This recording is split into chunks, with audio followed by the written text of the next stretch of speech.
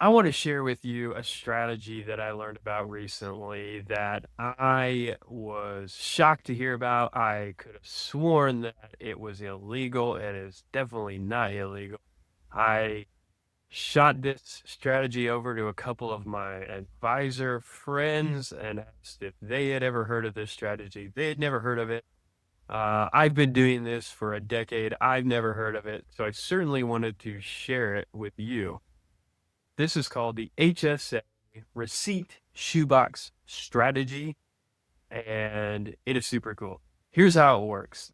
This is a strategy for you to be able to fund an early retirement without paying any taxes or any penalties long before the age of 59 and a half. So most of us know that the age 59 and a half restriction applies to most pre-tax accounts. Your 401ks, your traditional IRAs, your SEP IRAs, your simple IRAs, most of these accounts in most circumstances you cannot access until you've reached the age of 59 and a half.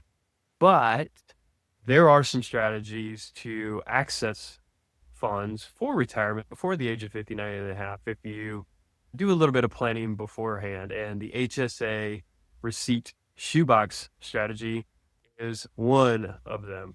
So here's how it works. Okay. So the reason it's called the Receipt Shoebox Strategy is because it involves you keeping meticulous records of your medical expenses.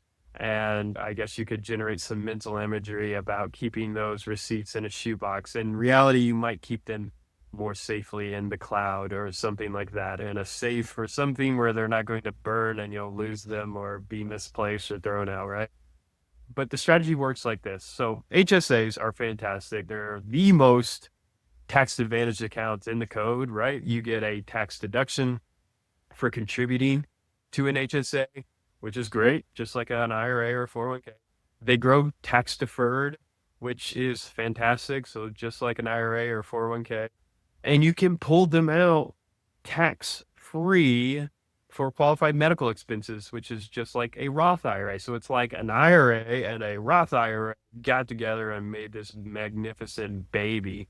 The problem is that you can only access those funds tax free for qualified medical expenses. Now, that's not really a problem because there's still a fantastic account, right? But that is what would prevent them from being more widely used. And this is a little bit of a way around that. So here's how it works. Imagine you're in your 40s, right? And you are paying for standard medical expenses that we all have. You've got your doctor's visits and medications and just things that come up. A lot of people would pay for those expenses with their HSA. After all, that's what they're there for. But another way to go about doing that is paying for them out of pocket and reimbursing yourself with your HSA. And the cool thing about HSAs is there's no time limit on when you have to reimburse yourself, which means you could reimburse yourself hypothetically years, many years later.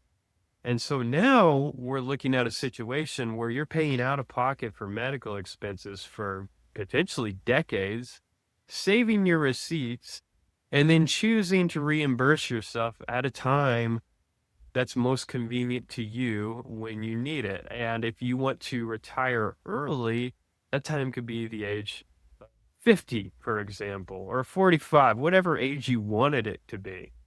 So the big takeaway here is that if you want to take advantage of this rule, you need to do a few things. Number one, you need to let your HSA grow. You cannot be continually paying for medical expenses directly from your HSA right now. You really want to let that thing grow. Okay. So that's the first thing. The second thing is you really need to keep track of your receipts.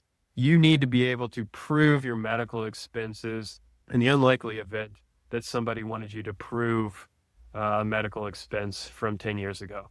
So you need to keep track of those receipts.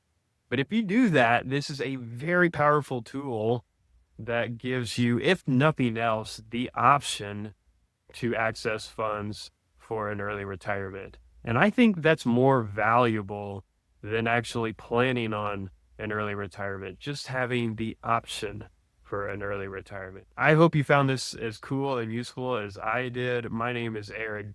I am a chartered financial analyst and a certified financial planner and the owner of UVest Advisory. Let me know what you think in the comments, and I will see you next